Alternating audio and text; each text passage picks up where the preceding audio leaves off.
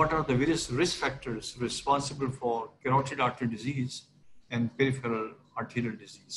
The risk factors are common, as I told you, because it's a continuum, the artery and vein, this is a continuum. But when you look at the arterial side, the risk factors can be divided into two categories. One category is things which you cannot modify. So they are known as non-modifiable risk factors. And these are the genes which you have been born with. So that's one thing. And the modifiable risk factors are, hypertension, blood pressure, which is hypertension, diabetes, history of smoking or the habit of smoking or taking tobacco, high lipids, which is high cholesterol, and also sedentary lifestyles or taking oral contraceptive pills or being under a lot of stress or poor nutrition, or poor sleep. So these are the risk factors which are common. You must have heard that these risk factors are always discussed in relation to the heart disease. But what is very important is because the arteries are same, they are also the risk factors for brain disease, which is stroke. They're also the risk factors for kidney disease. They're also the risk factors for people who have problems in the leg. And so because the arteries are same. So similarly, when there is a problem, acute problem in these type of patients, in the heart, you have angina or heart attack.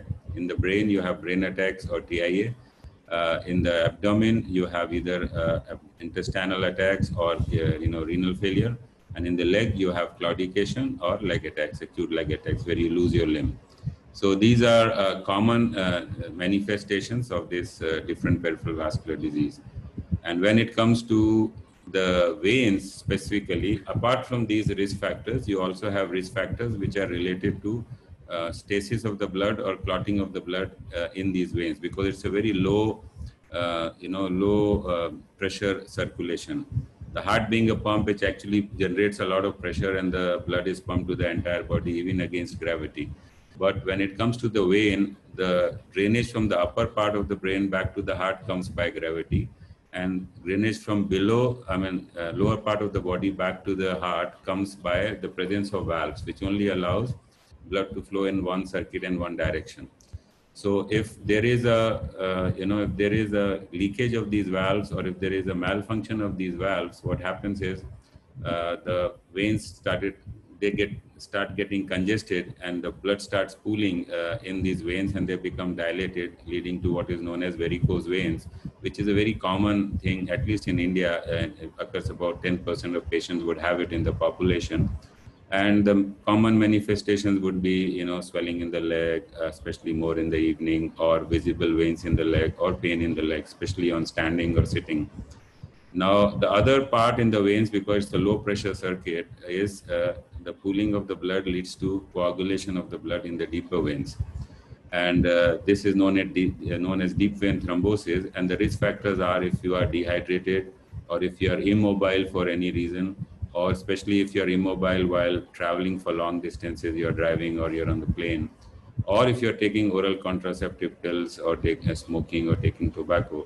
This can lead to blood clotting in the vein, and this can lead to a very devastating disease called pulmonary embolism, where the person can suddenly die because of a lung attack. So these are the different causes of different types of peripheral vascular disease.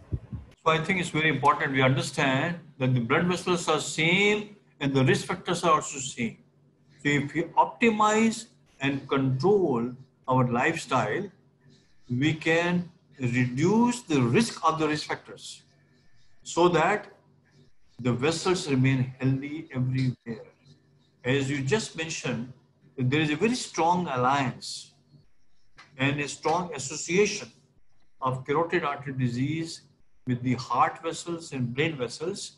So we must maintain a proper nutrition, a proper control of diabetes and various factors so that we can prevent the progress of the disease and help in the regression of the disease to a very large extent. If you have a disease or blockage there, what happens is the blood supply to the brain can suddenly get occluded, or a small cholesterol material can actually fly off into the distal brain arteries and cause choking of those blood vessels. And this can lead to a stroke, which we call as lakwa in Hindi.